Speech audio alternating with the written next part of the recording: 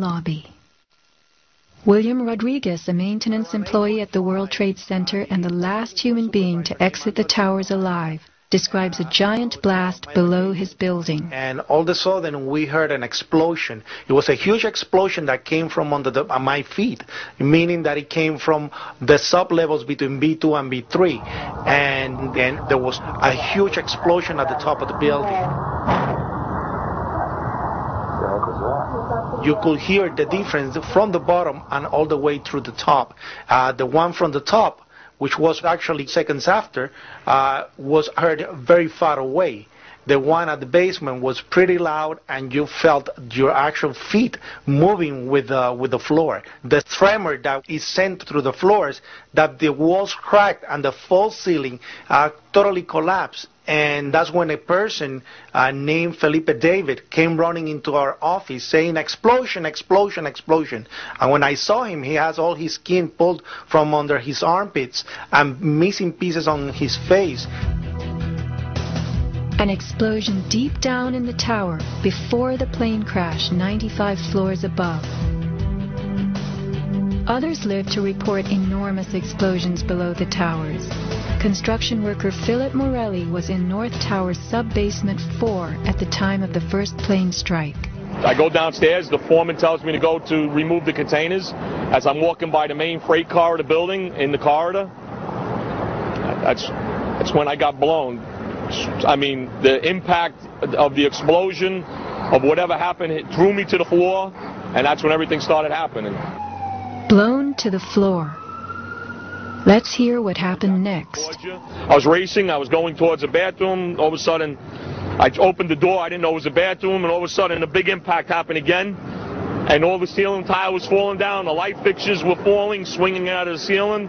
And I come running out the door, and everything, the walls were down, and now I started running towards the parking lots. There was a lot of smoke down there, there was a lot of people screaming. People came with us running up the ramps. Philip then ran underground to the South Tower. You know, you got to go clear across the whole from 1 to 2 World Trade Center. You know what I mean? That's the way you got to run. And then all of a sudden it happened all over again. Something else hit us to the floor. Right in the basement, you felt it. Walls were caving in, everything that was going on. I mean, I know of people that got killed in the basement. I know of people that got broken legs in the basement. People that got reconstructive surgery because the walls hit them in the face. Engineer Mike Pecoraro in the 6th sub-basement found the parking garage and machine shop reduced to rubble.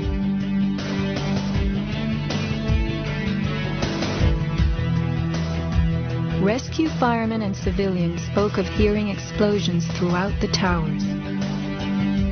Firefighter Lou Caccioli told People magazine that as he and others evacuated workers, bombs were going off inside the building. Explosions stalled elevators and filled entire floors with smoke and debris. An eyewitness who said there was an explosion on floor 7-8. 7-8. Dispatch, we've just had another explosion. Warren Street because of the secondary explosion. We've got numerous people covered with dust from the secondary explosion. And we got another explosion on the tower, 1013. 1013 down 2 has had a major explosion and what appears to be a complete collapse surrounding the entire area. Who's involved in the secondary explosion?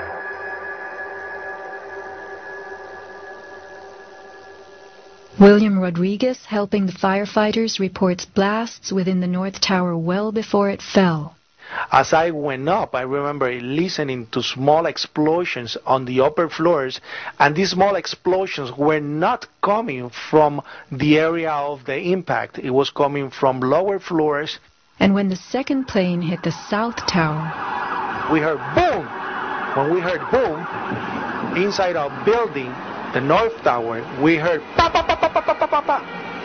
And on the security radio, we heard, we lost 65, meaning the 65th floor collapsed. And as we went down the stairwells, you could hear the actual collapsing inside the buildings. You heard rumble, you heard the cracking of the walls, I mean pieces falling right next to us of the actual building.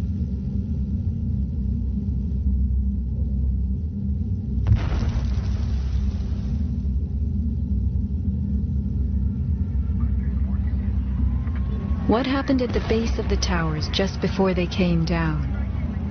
Smoke appeared at street level.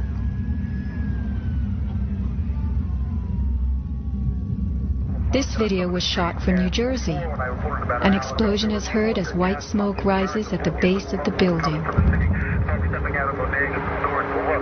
people are gathering in large groups. In fact, at one corner, smoke was coming from the city.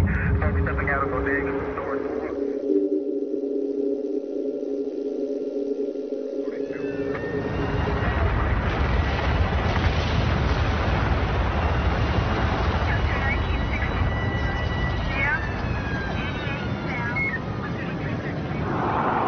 Watch the camera shake on its tripod as a large energy source rocks the ground.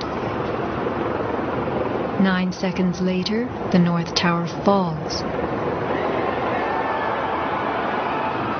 I heard like an explosion and then a cracking type of noise. And then it sounded like a freight train, rumbling and picking up speed. I looked up and I saw it coming down. As I came out of the North Tower, everything started trembling under my feet like an earthquake.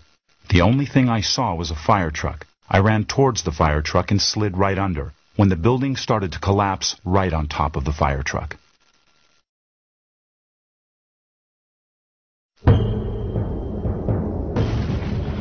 Across the Hudson River, Richard Siegel was filming an astonishing day. The sound meter of Richard's camera caught something very significant. Adjusted for the distance involved, as sound travels more slowly than what we see, the camera registered multiple explosions in the towers. Here is the South Tower record. Then the building fell.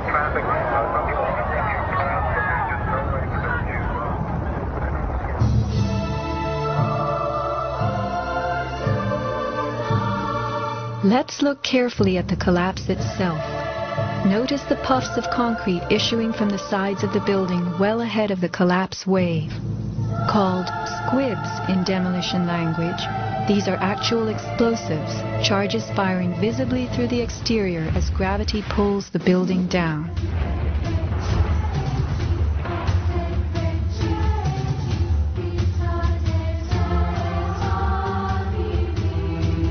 Here are more.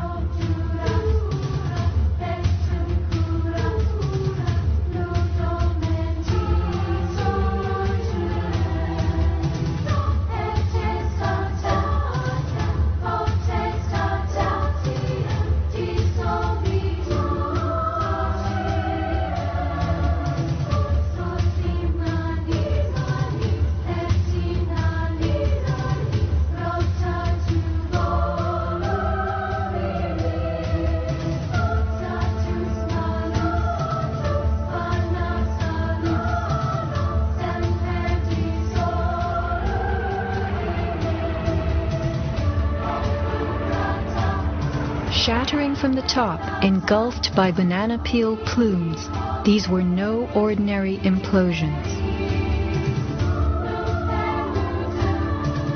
The Twin Towers each consisted of 3 multi-story buildings set on top of one another. To sustain the weight of so many floors, the sky lobbies had to be extra heavily reinforced. Watch a big squib coming from the sky lobby band.